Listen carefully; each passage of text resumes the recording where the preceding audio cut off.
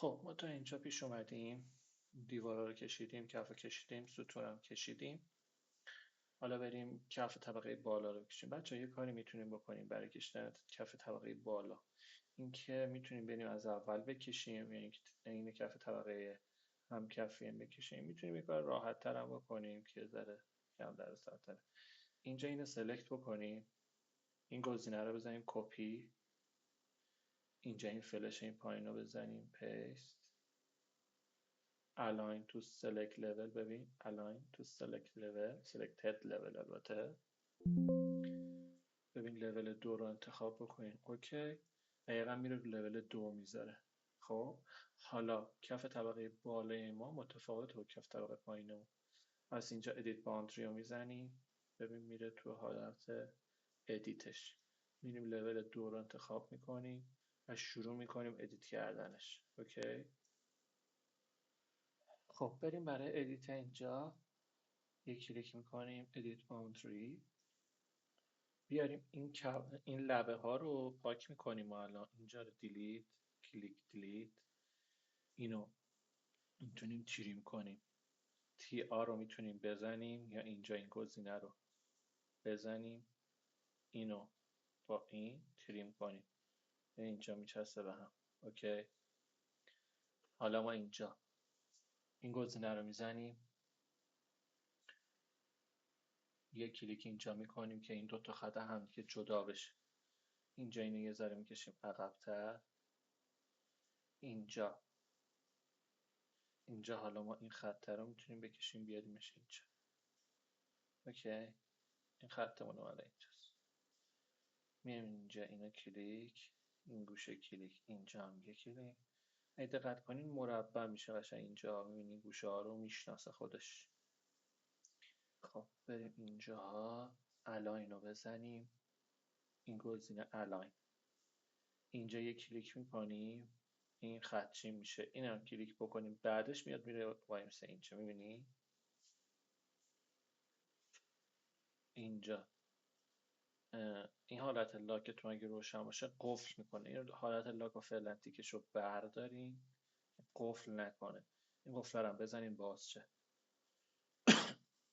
خب اینجا هم دوباره یک کلیک اینجا میکنم، اینجا رو فکر کنم الاینش رو اگر قبول کنه آره گرفت. اینجا کلیک، تقریبا اوکی دیگه. خب اینجا مودیفای رو میزنم، اینجا میگه یه جای باز، اینجا رو میگه اوکی. کانتینیو میزنم، تریم، این گوشه و این گوشه رو انتخاب میکنم، فینیش. فعلا دونت اتچ رو بزنیم. خب اوکی. اینم کف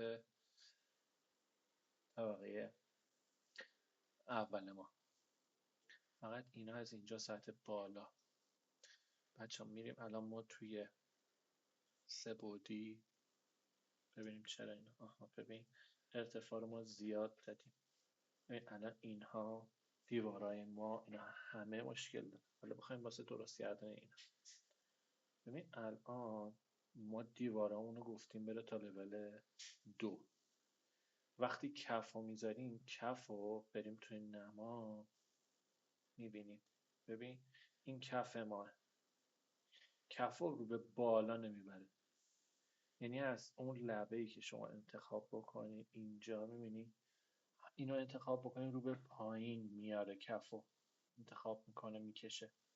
و شما اگر بخوان کفتون از لولتون بالاتر بره اینجا باید بهش عدد بدید. ولی ما اینجا یه کار دیگه ای میکنیم. ما الان اینجا مثلا کفمون چند سانته، 30 سانتیه. اوکی. میریم توی سه بعدی، دیوارامون رو انتخاب میکنیم، یکش رو انتخاب میکنیم، کلیک راست، select all instances, view visible in view. خب همش انتخاب شد. یه بار دیگه بریم، کلیک راست، visible in view، همش انتخاب میشه. ببینید تا لول 2 رفته. میگیم ولی منفی 0.3 که میشه 30 سانت بیا پایین که تداخل نداشته باشه. ببینید اوکی. حالا ما باید این تیکرم بپوشونیم. میتونیم بیایم همینجا یا میتونیم بریم توی پلان. بریم تو پلانمون، این یه تیکرم باید بپوشونیم. اینجا کلیک، ادیت باوندری، اینجا لاین انتخاب، کلیک، دونه دونه این گوشه ها رو کلیک میکنیم. اوکی. حالا اینجا این گزینه رو میزنیم، SL قطع میکنه خطا رو اصلا. اینجا یک کلیک، اینجا هم یک کلیک. این خط این یه وسط پاک میکنیم. این گوشه ها رو با هم دیگه تریم میکنیم. اینجا تریم، اینجا هم تریم، این دوتا هم تریم. تون تا تچ رو میزنیم، میریم توی سه‌بعدی به این صورت. حالا این ستونای ما خیلی ارتفاعش اومده بالا، باید ارتفاعش رو کم کنیم. میتونیم از اینجا بگیریم بیاریمش پایین، مستقیم این ویو رو میزنیم که دقیق بیاریمش اینجا. اوکی. اوکی.